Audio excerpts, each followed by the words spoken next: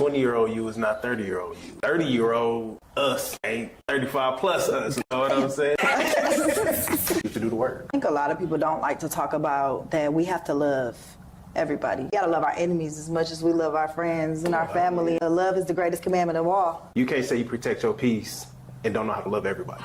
I can love and let go. I don't have to love and grab. I can wish you the best. I can wish you the healing that you need. Did I get here? Where do I begin? Where can I feel safe? Who can I talk to? Does anybody understand me? Where can I turn to? Let's start the conversation. What's going on, y'all? It's your boy Ryan. I'm Brittany. I'm Ryan.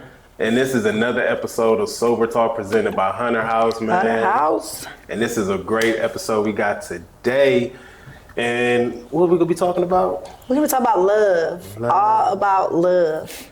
So many people. So, talking about love, man. Let's jump in. Like, what y'all thinking, man? What's love? Well, first of all, how y'all feeling today? We ain't even get to the intro. How y'all feeling? How's y'all week? Week was beautiful. Beautiful, Ryan. You know, my week was good. What caught me off guard was yesterday, one of my old middle school friends that I went to school with shared my middle school picture on Facebook. And I was like, bro, where did this come from? So he was sharing everybody's picture on his little thread. And I was just like, dang. That's what I look like in 7th grade? Don't share my picture. Hey, you know we finna go find it now, man. Don't share my picture. So, Buddy, I had the glasses on and everything. It was crazy. You wear glasses? You wear contacts now? Yep. Oh, okay. Sober Talk Facebook page, get ready. We gonna find this picture. We gonna find it. But overall, my week was great, man. That took me off guard yesterday. I was like, where did that come from? Yeah. You know? Yeah. From in 2002. Yeah. Yeah. 2002. Whew. Buddy. Yeah. Ryan, your week is straight? It was to just now. Yeah. 2002, he's in the 7th guy. I was in the 2nd, but you know. Humble brag. I mean, I don't know about that. I was second. I was 2 and 2. That's cool, man. My week was pretty good, man. I had some good news come in, man. And I kind of really I was forced. Let me say it like that. I was forced to get in tune with my faith. You know, I had this little test I had to do for this job, and I was in the hallway texting people like, hey, I need to talk to you. You got 5 minutes? Yeah. Nobody responded. Nobody called. Nobody answered. And in my head, I'm like, what the fuck? What I'm gonna do? I started having a panic attack, and I ain't had a panic attack in 2 years. Mm-hmm. So I'm sitting there, I just started praying. Prayer just went into conversation. Conversation went into tears. Tears went into just calmness. You know, I was just really sitting there. I was like, dang, he put me in a position, my higher power, whoever you believe in, that I had to just lean on him. Like everything I've been putting you through, everything you've been feeling, I need you to lean on me and stay on me. I don't need you to lean on me and look up. Faith.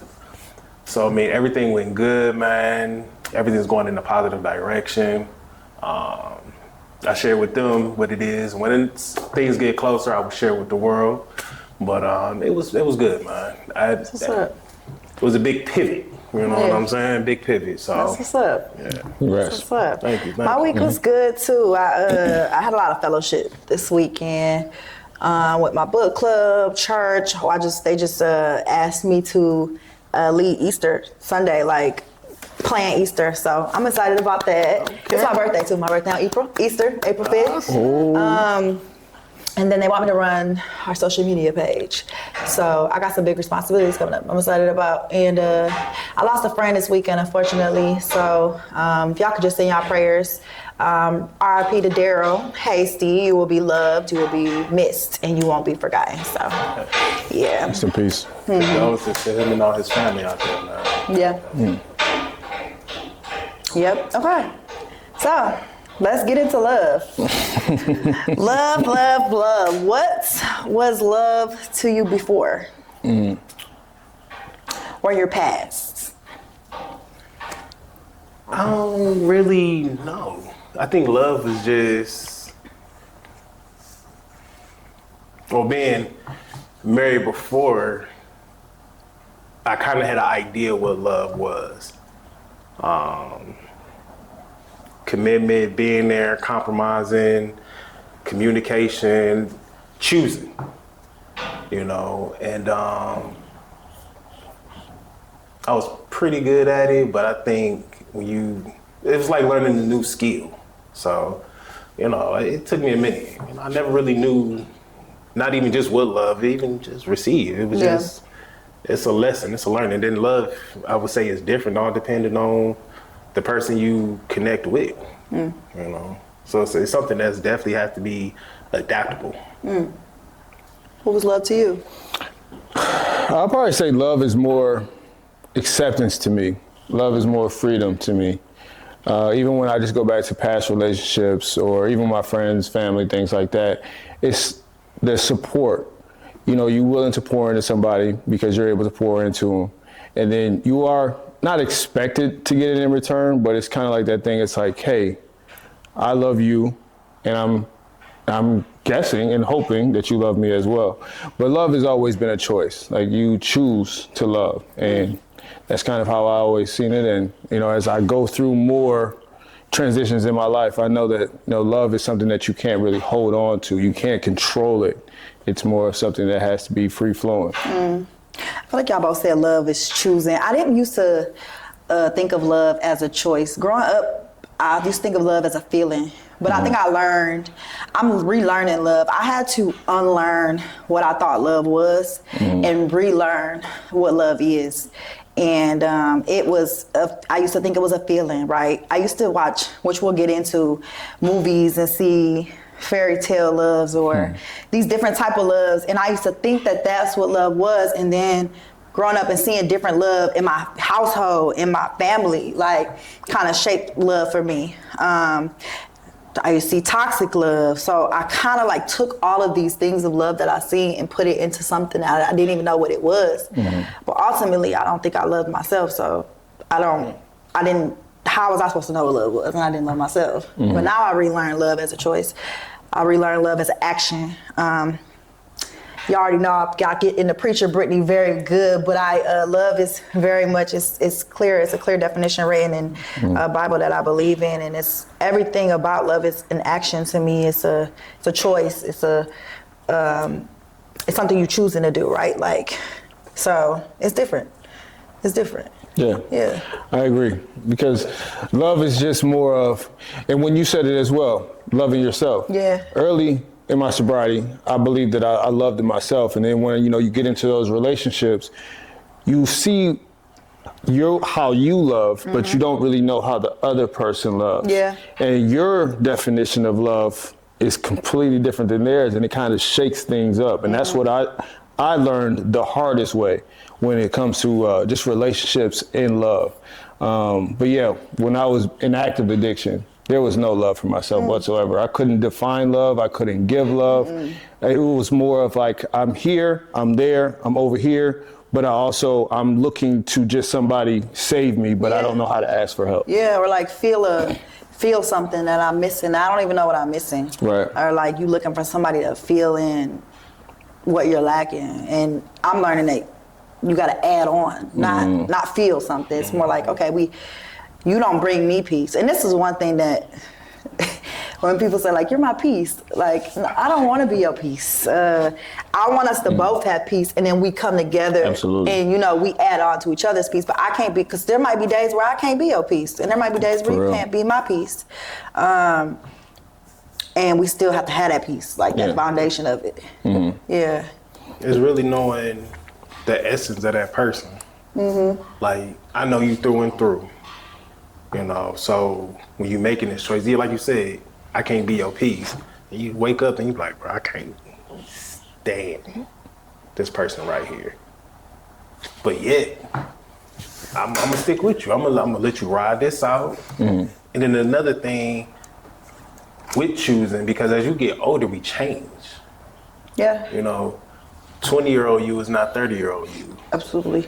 30-year-old us ain't 35 plus us now, you know what I'm saying? Not just saying. But it's different, and it's like you have to choose. Be like, I want to learn you all over again. Yeah, you know, 'cause choose. I want to court you all over again. I want to date you all over again. It's completely new. Because if you think about it, if you got siblings out there, your brothers, we love our brothers through and through. My brother could be wrong as two left shoes. I'm gonna stand with him regardless. I don't care if he just slapped you. He did it. We seen him.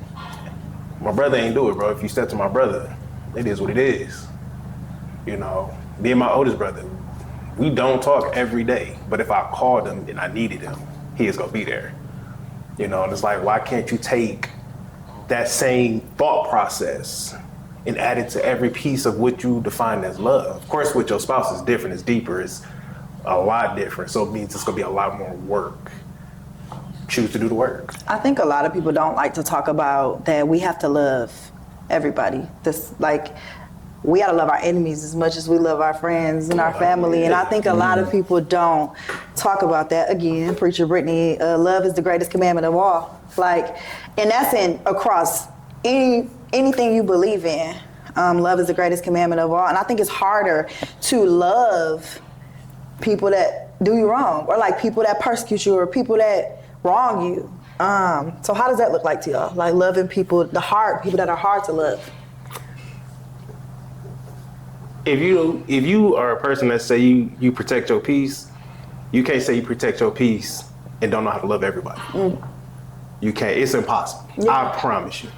Because once I found peace within myself, you wrong me or you irritate me, yeah, I'm like, bro, it really irritates me, but I'm not gonna hate you, I'm gonna still love you. I don't know what you're going through that day or in your life. I love you. Now, if we just enemies to the point of like, I'm not gonna lie and say, oh, I wish you well on your end. I'm never gonna fucking do that. But I'm not gonna wish ill will on you. Yeah. I'm not gonna wish ill will. It's just, hey, we parted ways. We just see things differently. I'm at peace with myself. How can I hate this man? I don't know what he's going through. And that's how I see it. I see detachment, or just the law of attachment, detachment. Because I can love and let go. I don't have to love and grasp. I agree. And it's a thing where I can let you go and I can still love you. Yep. I can wish you the best. I can wish you the healing that you need. And I don't need to, say this mean thing to you, or if I feel as if you betrayed me or whatnot, I'll just walk away in silence, because that's me protecting my center. That's me protecting my peace. And I believe me saying something that's detrimental or mean to you is only coming from a place of me not having healed just yet. So I just feel as a detachment with love is self-love. Yeah. Because you're showing that if you're going to take away my peace, if you're going to take away my center because of something that's going on with you, then I don't have it. I don't need it. I don't have to have that in my life just because I am afraid to be alone, or I fear rejection, or I fear abandonment. That was some of the lessons that I had to learn. It's just a fear, because me being by myself is me showing myself self-love. Yeah. And you learn through different, I've learned through different relationships, at least I can't speak for y'all, what fears I had: fear of rejection, fear of abandonment, things that I think that everything I went through kind of has taught me, like, okay, what do you still got to work on? What areas are you strong in? What areas do you still need to work on? What pieces are you still missing? So yeah, for sure, I can agree with that. Yeah. And I believe the greatest relationships are the lessons that you learn, the ones that don't work out. It's like, what can I take from this? Not how did this person, exactly, not bitterness. How did this person do me wrong? But what was my role in it? Right. And that's the part where we go back to the fourth step again. Yeah. It's like, what role did this person play in my life? And how can I take away from it and I can do better the next time around? Yeah. Because, when I show myself that self-love, I'm attracting in the next person who can walk with me in this journey. Yeah. You know what I mean? Well, let's get into self-love. It's a good segue. All right. Self-love. So, Is self-love discipline or is it comfort? I'm gonna say healthy self-love is discipline. You know, it's a lot of false self-love, in my opinion. I don't know, just what I see, because if you have to talk down on other people or anything like that, or cut people off to feel like you got to do self-love or all that stuff, I just don't agree. I don't have to cut nobody out of my life. It's going to happen naturally. If we're not aligning, me bettering myself shouldn't hurt you or affect you. But what I'm learning, I have to do certain things for me. You know, or even early, still now, sometimes I forget to do stuff for myself. Like I feel like, oh, I'm progressing, I'm doing this, I'm doing that, I'm achieving something. I love myself. It's like, nah, how did you relax today? How did you do this today? Like I was in a therapy session a couple weeks ago, and she was like, what are you gonna do for yourself? I was like, honestly, I don't have time this week. And I was like, I shouldn't be thinking like that. You know, and I think, I don't want to make this particular part of men versus women, but just like men, it's hard to think of self-love for ourselves, especially if you got kids or something. You thinking of the next thing for them. So it's like self-love for me almost is like making sure they're successful, they're good, they're taken care of. But I also have to remember to bring it back to myself. Like, hey, I need to start eating right, I need to start doing this. I need to find some type of fun thing other than just making some money to spend it for family. Yeah, yeah. That's where the discipline come in at. Like I have to be disciplined on making myself smile. I agree that self-love is discipline. I think anybody, and being somebody who was in active addiction, you were comfortable, right? I was comfortable with using. I was comfortable with being in the same mindset, because addiction don't only come with drugs and alcohol. It comes with how you thinking, who you are as a person, how you treat others, everything. And I personally believe that if anybody who is in active addiction does not love themselves, and it's not a thing to say like, oh, you don't love yourself. It's just like a thing to recognize. Like, okay, we need to figure out what I needed to figure out. What was in me that I was trying to heal? Like, what was in me that I was trying to soothe or comfort? Where now the discipline and the correction comes in with the self-love for me, where it's like, when I see that I'm hurting myself physically or mentally or emotionally, spiritually, how can I correct that? How can I discipline that?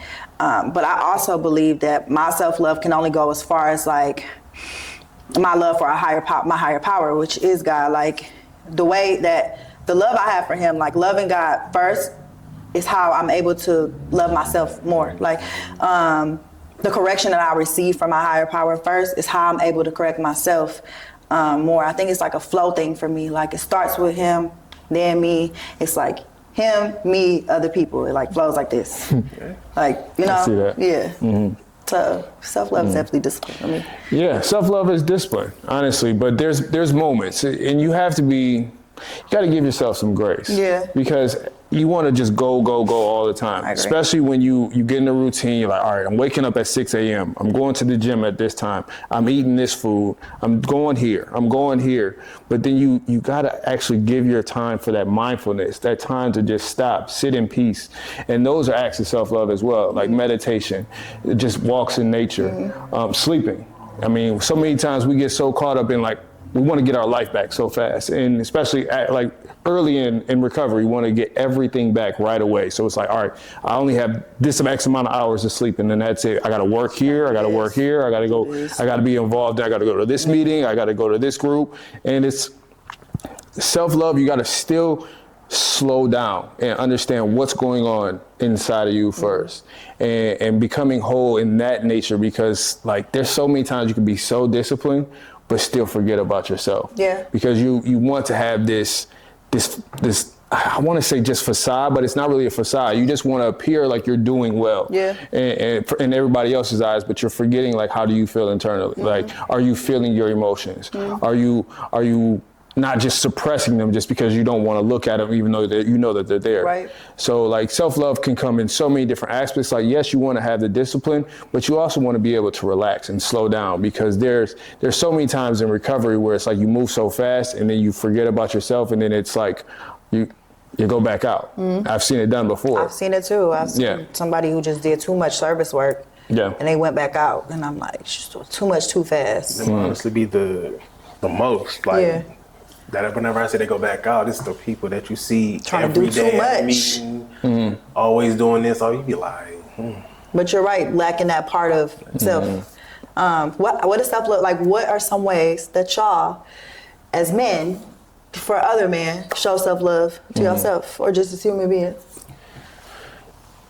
I had to figure out my own identity. Like, who am I? Who is Ryan? Who is Ryan outside of being a dad? Who is Ryan outside of work? Who am I? And what do I like to do? Like, even if it's something boring, or like you say, meditate. Like, I get up early in the morning, I guess it's meditate, but I'm just quiet. Before I just jump on the phone, I'm just quiet, I'm chill. Being still. You know, movies, you know. That's good. I like to, so I'm gonna go to more movies. Instead of waiting for it to come to stream, go to the movie, get you some movie theater popcorn, have fun, solo one day, some tacos. Just some tacos. I love me some tacos. See, We gotta go get tacos. I'm down. Tacos. Y'all, hey, Mexican restaurant, say less. Okay, Yes. period. We gotta try what though? What is it? Try? What was it? The Oh, huevos con chorizo. Okay. Yes. Yeah, that's about you? my go-to. Oh, so for me, when I was talking about this our first time we came on, I fell in love with my inner child again. And that was my main thing. And what my inner child loved the most was just playing basketball. It was the whole Legos thing and, action figures, Power Rangers, things like that. But I wasn't really like big into the Legos and Power Rangers things as an adult. But basketball was my main thing. As long as I'm like watching basketball or if I'm playing basketball, mainly playing basketball because it's grounding for me. It gives me a chance to reset my nervous system. And then, of course, lifting weights. I love being at the gym. I love just, being able to just get a quick workout in. If it's 45 minutes, I'm great. Like I was able to do that today. And it gives me a chance to like, all right, my mind is going so many different places, so many, I want to do so much. But then it's like, okay, if I can get a workout in and I can play basketball at the same time, that's perfect for me. And then I can sit in silence and I can listen to some music and then that's when ideas start flowing, like creativity starts flowing because my mind is clear from all the jumbled up stuff because we just get bombarded with responsibility, notification, and just we want to do all these things, as I was saying before, but it's like where we can really fall in love with ourselves is just doing the things that we love to do when we were 6, 7 years old. I can agree with that. Yeah. I was just talking to my friend about this. She got in my car. We was on our way to church. The way I love to do self-love, I love getting my nails done. I love getting my hair done. I love taking care of my body, like working out. I love doing a proper skincare routine, taking a nice bath. Like that really, especially the bath part. And I got like this whole regimen I do with the bath. Got the candles. I love a bath, y'all. It's just because I think it's important. Like we be so quick to just hop in the shower and hurry up and wash up and get out of the house. It's like, no, sometimes taking that time. Another way that I do self-love that I never used to do is take my time in the morning. I used to rush to do everything, like wait till the last minute to wake up, scroll Instagram. Now I take my time in the morning. I wake up, I'm still, it's quiet. I might do a little journaling. I try to read my Bible every morning, or just try to do some type of reading, devotional or something like that. But just spending that time and taking your time in the morning really sets my day. Like if I wake up rushed, my day is different than if I take my time. So key. And then now I'm getting into pickleball. I like pickleball. buddy. Because I used to love sports. Like you said, childhood stuff. Yeah. Like I love working out, but sometimes I don't like working out. Sometimes I don't love working out. But I love what it does to my mental. But now I'm finding like new ways to work out. So y'all, I'm like the youngest person there. Everybody at pickleball is like 65 plus. So like I just did my little 1-2, and Wednesday I'm going to like this little beginner's pickleball. Yeah. Okay, I ordered these cute little skirts. I'm about to have the cute headbands. Like I'm about to be pickleballing it up, but it's just something fun to do. Going back to that childhood, then it allows me to be creative. And like being creative is what I love to do. For so long, my creative juices was not flowing. I was just going through motions. And my career is creating. Like, so when you just going through the motions of not like you don't have any type of creativity in your mind at all because your mind is just blocked. Blocked. Having that back is great. So yeah. I just got a picture of you out there dominating those old people with pickleball. They really good though, y'all. They are really good. Like the first time they busted my butt, like they was good. They are. Yeah. Because they do it every morning. They do it every day. Yeah. Same people. You see the same people. I'm telling you, I go to the Y, and they're out there, and they try to run me off the court. Yeah. They're like, every time I take a second to just, check my computer and whatnot, they're like, you done over there, bro? Yes. I'm like, okay, I know that y'all want to take the court. Just give me a moment. We got our whole routine. Yeah. I get out of here by 7:30. It's all yours. Yeah. Man, I beat them there, and they still want to run me out. Yeah. Yeah. They're aggressive. They with their pickleball. They done created a whole routine. Yes. Well, I'm almost close in age to go to pickleball. No, you're not. No, you're not. So since we talking about self-love, do y'all believe, or from experience, can you love somebody without loving or respecting yourself? No, absolutely not. Not healthy, right? Not healthy at all. Because you just latching on, or you. It could go into a lot of different things that I don't want to rush the conversation or rush nothing, but it could go into a lot of different things. Like it could go into you just in love with what you see or what you think, an image. You don't really know what you want because you don't know who you are. So how can you truly love this person? You just like the idea of, like what you say, what a Disney movie creates. So no. Yeah. I would say no, only because, well, not only because, but how can you really love someone if you don't love or respect yourself? Because then it opens up the door for you to be disrespected. Yeah.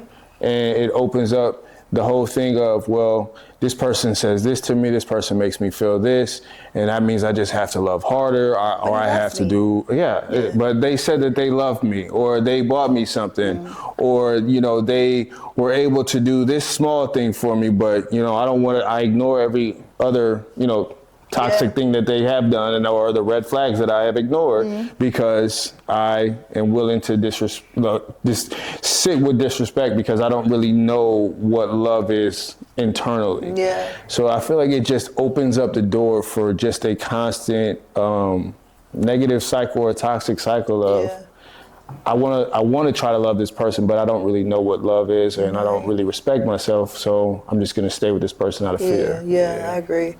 It's this saying, I can't think of it, but it's like water only meets at its own level or something like that, where it's like you can only love to the capacity that you know love, or that you love yourself. Same with respect. Like, as I've grown more love and respect for myself, I'm noticing it's just certain stuff I'm not tolerating no more. When my friends call me strict, they call me Judge Judy, I don't care.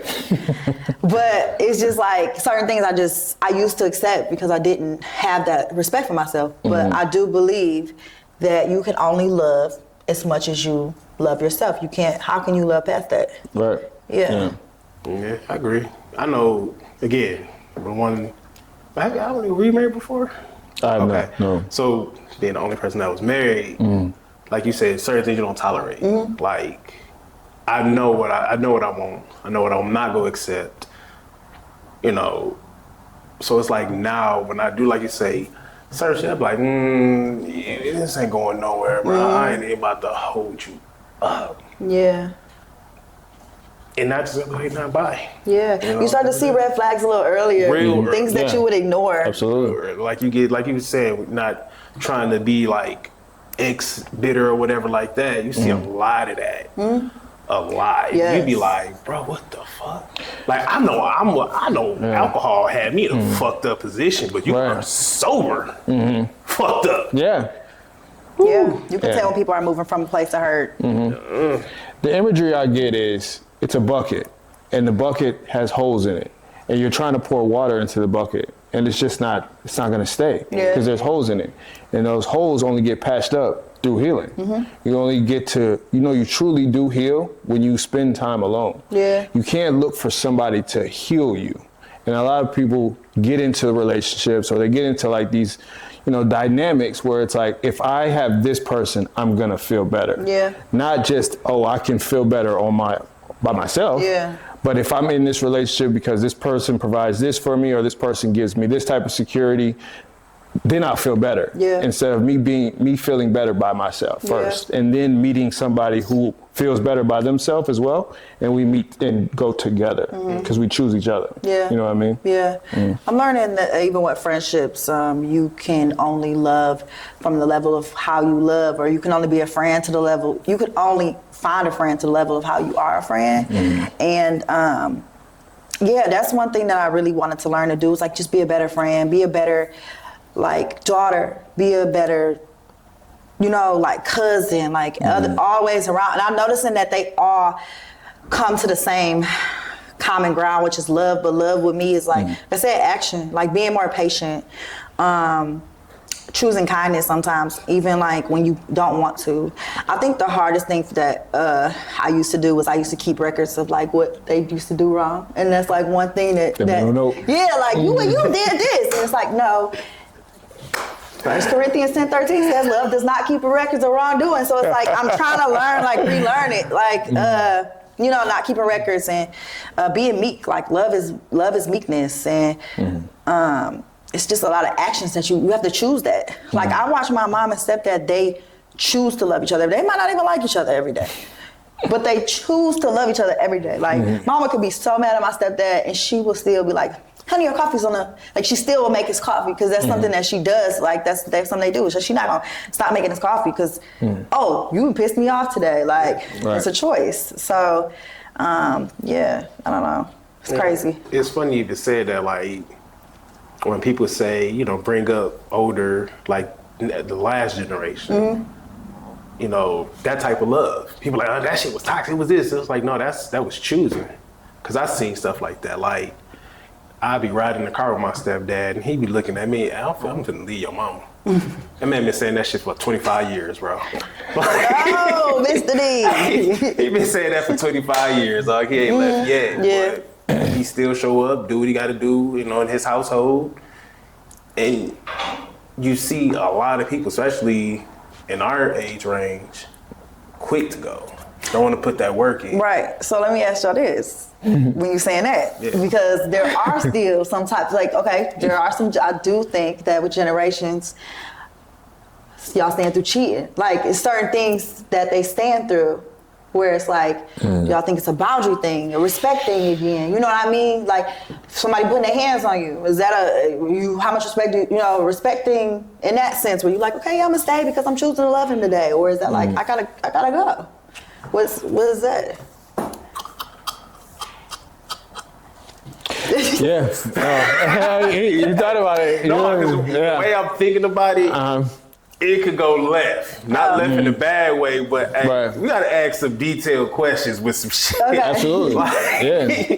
Because I see that a lot. I see that a lot in some of my, in my family, where sometimes they be sticking it out, and I be like, I ain't sticking that out. Yeah. But it's just because the love that I've been growing for myself and the type of, the respect I have for it's just certain things I'm just not tolerating. But Absolutely. I mean, you said it. It's boundaries. I can understand certain people's stuff, man, because cheating, that's, if we cheat, it's not intimate. It's not, cheating is cheating. Cheating is cheating. Yeah. But I know for me, if you cheated, I'm not sticking that shit out. Yeah. I mean, I never cheated, so I can't say if I cheat, it's different. I never cheated, so as an adult, I never cheated as an adult. I do believe that every relationship does have their deal breakers. Yeah, but if you cheat, no, because my first question to you is gonna be, did you? It's a respect. It's just a respect thing all around. Yeah. Putting hands on. Yeah. If I put my hands on a woman, she shouldn't stay. She shouldn't stay. It goes back to fear again. If you're not willing to walk away from something that you know is wrong, mentally, emotionally, physically, spiritually, wrong, why are you still staying? Right. You're staying out of fear. Right. You're staying because you don't want to be alone. Yeah. You don't want to be rejected.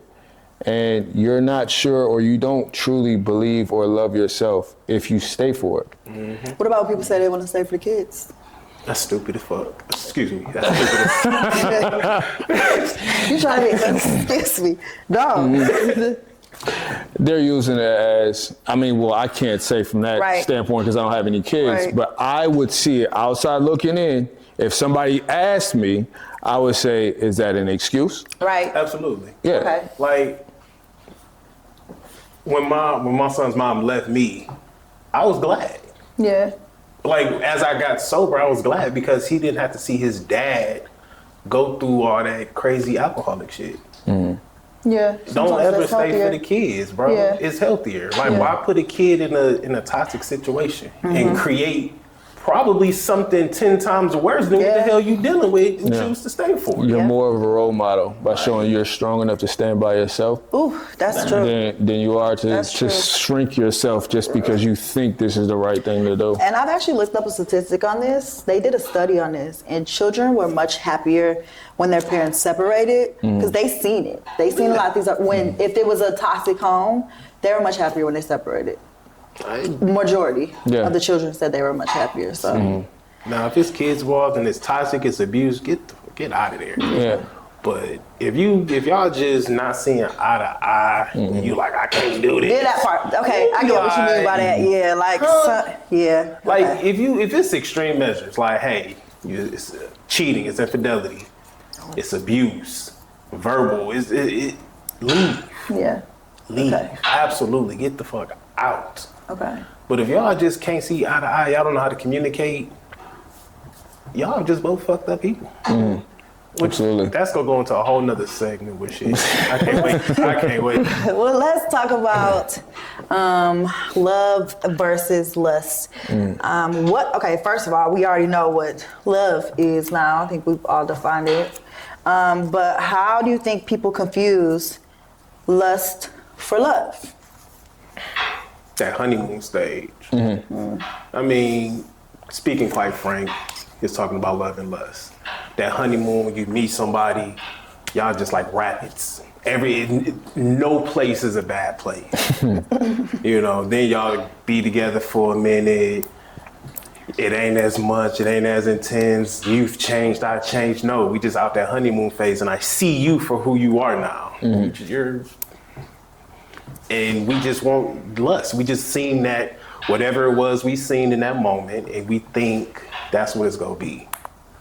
You know, I seen a comedian, he compared it, he said, when I first met my wife, she was my work hoe. That's what he said. He said, Like work guys, wife? he Like work laughing wife? because he know what I'm talking about. Guys will get this. Is it like work wife? No is just not an option.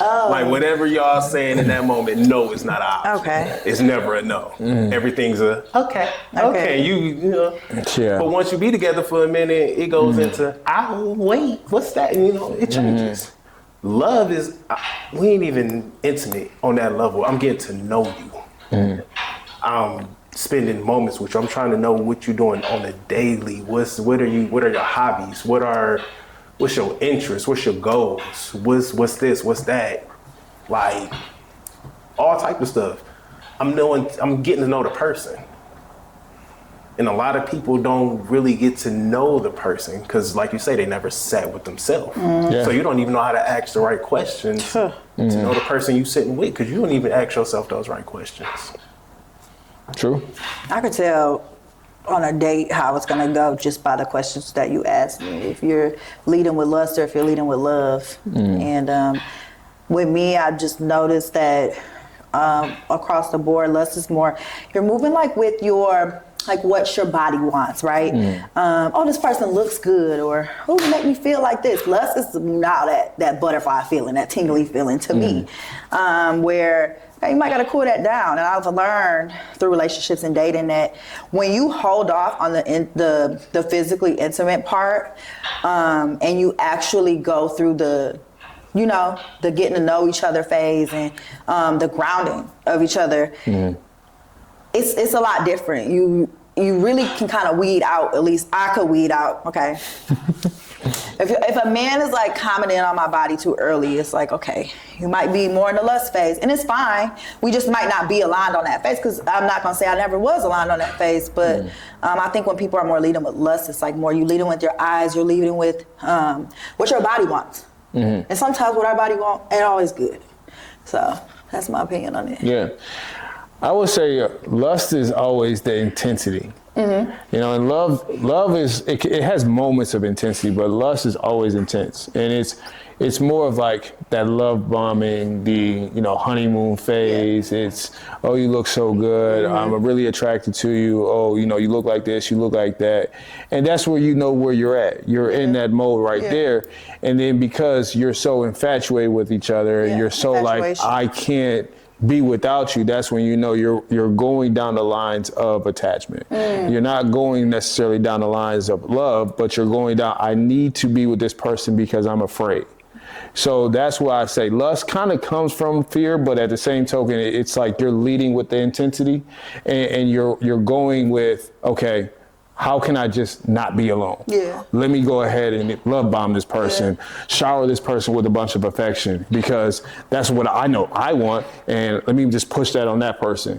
So that lust can get you confused where, oh, is this love or is it lust? And it's like more times than not, as you said, your body will tell you if you're leading more with your body instead of your mind, then it's lust. But if you're leading more with your mind instead of your body, that can be love. Absolutely. And from and from experience, I think it also goes back to self-love again, and even going as far as like physically intimate. Sometimes I noticed that I used to think that the only way to show I love somebody was to be physically intimate with them, because I used to think, oh, this means I love you. Just from things I've seen, just from like how my society shaped things, movies, all type of stuff.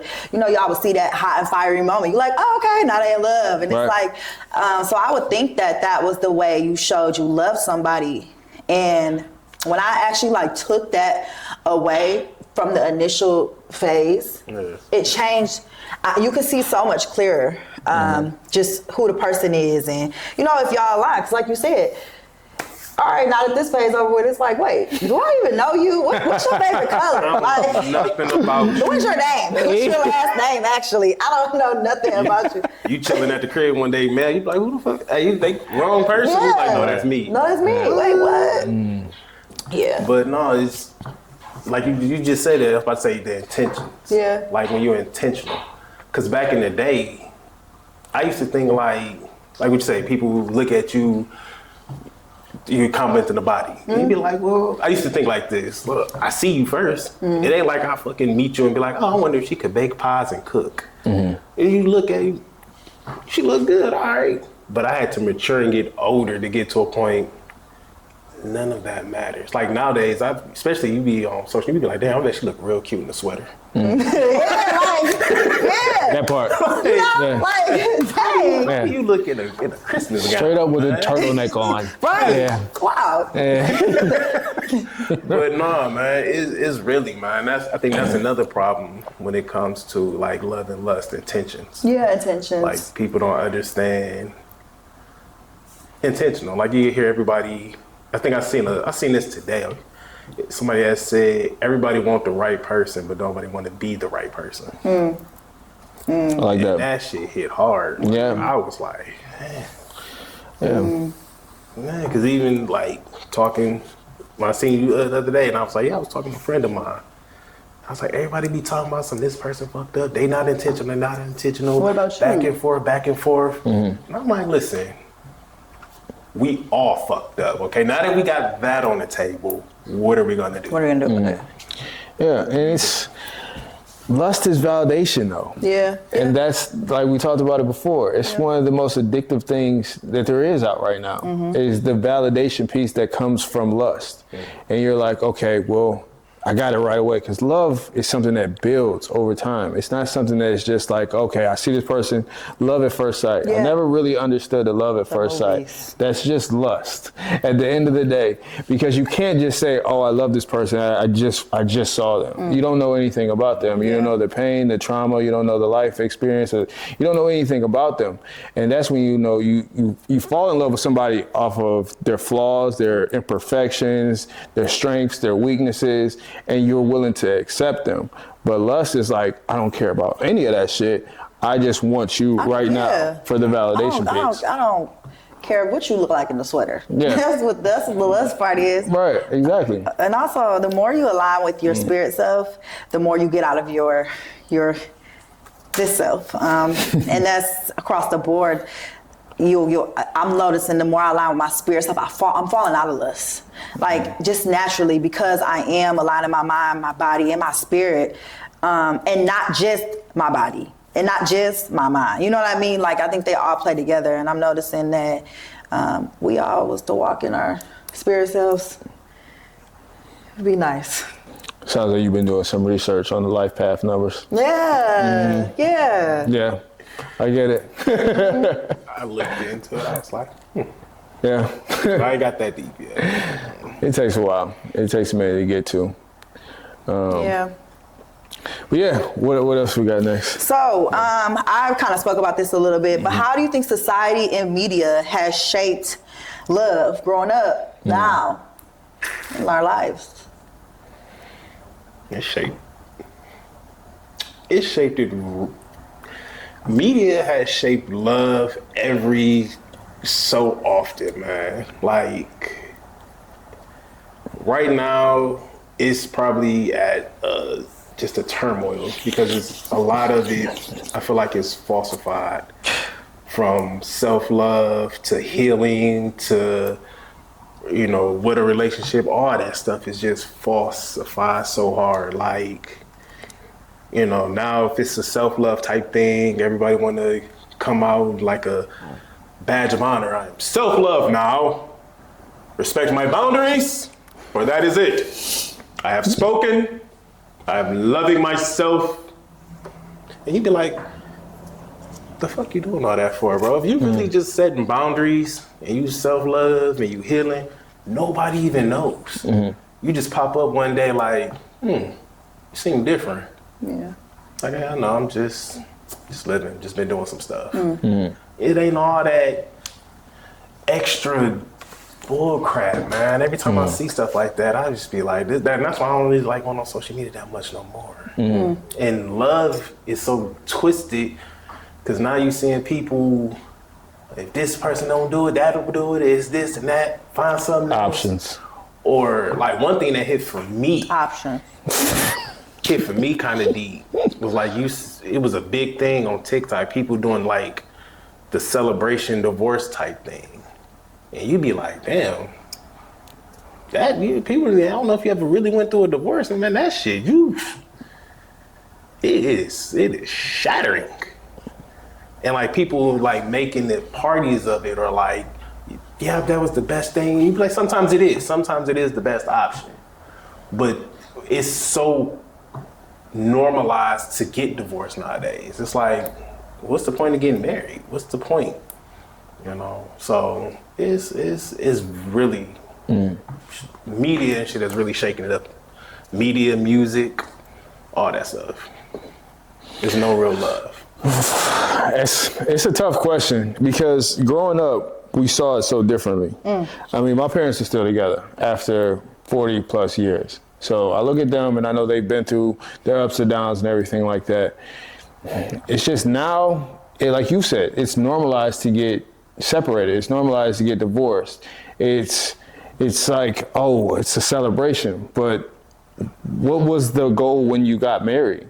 Was it to get married and be together for X amount of years and then separate? So now, and we had this conversation when I was getting my hair braided at the barbershop. And it's like, well, what is the goal? And it's like, you're dating somebody with intention. And intention to do what? Intention to continue to keep going, or intention to get married? And marriage is supposed to mean something. It's a partnership. It's like, yes, you have your life, they have their life, but you're still working together for a common goal. And I think that can still be revived, but in social media culture now, it's like, It's the Love Islands. It's the whole, okay, I got my, my platform, and I got this option here, and I got that option here, and it's like, if this one can't do it for me, then that one can, and it's like, that's not really coming from a place, in my opinion. In my opinion, it's not coming from a place of wholeness, because if you're whole, you don't need to have an option here, option here, and option here. You can be okay sitting alone. As we go back to that whole, self-love doesn't need to be a whole proclamation, but it can just be an embodiment. It's like, okay, I can take care of myself. I can stand alone, and I don't need this type of validation from somebody, some option or anything like that to make me move forward with what I want to do with my life. And I just see it as social media kind of, because everybody at the end of the day is trying to sell something. Like, they're trying to sell a product. They're trying to sell, I did this after my divorce, or I did this while I was trying to get in a relationship, or how to get your spouse back or your significant other back by doing no content, some type of, manipulation tactic or whatnot. That's what I'm saying. It's like, there's like these, coaches and relationship gurus and everything like that. Like, do this tactic, sign up for my course, and I'll show you how to do this, this, and this. Like, everybody's trying to sell something, and that just kind of dilutes the whole entire mentality of what marriage is actually supposed to be. Yeah. So, only coach you need is God, man. Okay, I can go really deep into this, but I'm gonna keep it very short because we don't have much time. But we live in a world that is everyone has a spirit of influence in some way, and you can use that for good or bad. And since movies and music and social media now being so prominent, you can distort a lot of things, right? So we all have an anniversary, and he really likes to distort what love is to people, which is why in movies it was so glorified. Let me tell y'all, the way that they want to influence our world, right? Like the way people want us to, chaos, we can get into that. I'm not gonna go too deep down a rabbit hole, but it's like everything is being made to make us think a whole opposite way than what we're supposed to. So with love, what I learned in movies was at a young age, which is why they pushed the fairy tale thing so bad, was because they wanted women to think, oh, this is what this is supposed to be. And then when you don't have that, now it's like you're not living up to it. Or music is a big influential thing, or like y'all said, social media. But when you move from a spirit of wholeness or a spirit of love, which is, like you said, our coach is God and God is love. When we all move from that spirit and we put that into social media and into movies and into music, and kind of start to reshape that. I mean, I'm not saying we can change the world, but if we kind of start to reshape that for the youth, even like our podcast, I love how we move in our podcast because influence is very important. And I think that it shaped us to believe love was something that it never was. And now I think once we start to operate from our spirit and we begin to learn what love really is, now we have the power to be able to reshape it again. Like we all have a platform. We all have some type of influence. And we got to use it for good, or you can use it for good or bad. It's like, what side you going to be on? Yeah, I don't see it too much now just because I'm not too plugged into it, but there was always the Ben has to chase. And now it's like, well, the men are like, well, the women have to chase. Yeah. And I'm like, why does anybody have to chase? Yeah. It's like, once you embody what you see in yourself, you attract. Yeah, you attract what you are. And it aligns essentially with where you are. Yeah. Yeah. And that was my whole thing. It's like, and at the barbershop, there's just people who are just kind of like, it's a vent session. Everybody's kind of just getting it out. I like that. I like that barbershop too. And it's like, you are what you attract. So you can't complain about, well, women are no good if you are attracting it over and over. You got to turn the mirror around and understand why you're attracting it. Yeah. And vice versa. And it's like, that's just what I was experiencing at the barbershop. And one of the barbers whispered to me, it's like, hey man, don't just go with what he says. Just go with what he says, because it was the guy code. Oh, yeah, you know what I mean? It was just go along with it. Hey bro, no. Everybody like,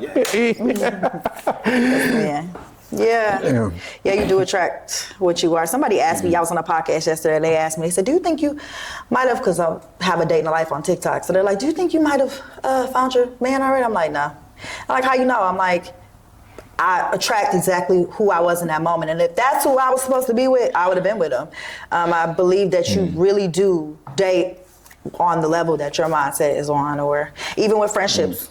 Yeah. You are friends. I used to think that it was crazy when people would say, oh, birds of a feather flock together, but it's like, it do have some truth to it. Like the type of people you surround yourself with are typically who you are, or even with dating. So I agree with that wholeheartedly. Like if women are like, oh, no good man, and it's like, well, I had to take a step back and be like, okay, I'm dating the same person in a different body. Why? What is it in me that is keep making me date this same person over and over? And then I changed that, and now it looks different. Yeah, because it's like you go back to it, and it's always that fear, because fear always, it rules our lives. Yeah. And if you go from one relationship to the other, and you took maybe 2 weeks, 3 weeks, 3 months, and you didn't really take that time to self-reflect, you're going to attract the same person. And I saw that as well when I got out of my relationship. I'm like, all right, I took enough time. I took about 4 or 5 months. I'm like, I think I'm good. And then I attracted in the same type of person in just a different body. And I'm like, okay, no, I'm not good. I need some more time. And it's like, you can't be afraid to walk away when you see the red flags. Because a lot of times you'll see the red flag, it'll be waving in your face, and you'll be like, I didn't see that. You know? Roller coaster. Yeah, but they got this though. Yeah. So I can ignore what I just saw, and I can just keep moving forward. And it's like, no, you saw it for a reason. You're attracting the same person because there's still something that you need to look at that you don't want to look at. And I'm a firm believer that you will get the same test over and over again until you pass it. 100%. No matter, like I said, no matter what higher power you believe in, I do believe that God gives me the same test over and over again until I pass it. And then once I pass it, now I'm moving on to a higher version of myself. It's like, so that's it with men too. I learned that. Like, okay. Yeah, it's like a video game. Yes. It's like, completing different levels. Yes. Yes. Absolutely. Thinking that today. Yeah. Yes. Yeah. It's like, man, you know what? A lot of us are in the reset mode. You be like, oh, snap, I got the same avatar. Yeah. Oh, he got the same. Oh, I got the storage, which is just memory lessons. And I can add to it. Nerd. I got a nerd brother. Oh, yeah. So, let's close out with a message to anybody still in recovery. What would you tell them about love, or just in general? Just the generic, just take a year, don't do nothing, focus on yourself. If you need 2 years, take 2. But focus on yourself. Don't try to fix it. Don't try to push it, force it. Focus on you. I would say, of course, focus on yourself, but also don't be afraid to ask for help, because there's so many times where, yes, we say we want to sit alone with ourselves, but we're not afraid, we are afraid to ask for help. I know you were talking about getting a mentor or seeing a therapist or things like that. You still do need a group of people around you to help pick you up, and choose your friends wisely. So, of course, work on yourself, work on what makes you happy, but also reach out. Reach out to people who've been there. Reach out to people who have been in your same shoes, because they'll point out something that you haven't even realized you needed to work on. So that's what I would say. Yes, and I would say just find something greater than you to put some faith into. And once you do that, and that could be a mentor, that could be a program, it could be whatever. And once you do that, you'll start to embody a little love, for sure. Yeah. Absolutely. Yes, this was a good episode. I like it. This was a good one. Thank I was you. nervous at first, but yes, it was beautiful. Well, thank y'all for tuning in today, man. We see y'all next week, all right? Peace. Peace.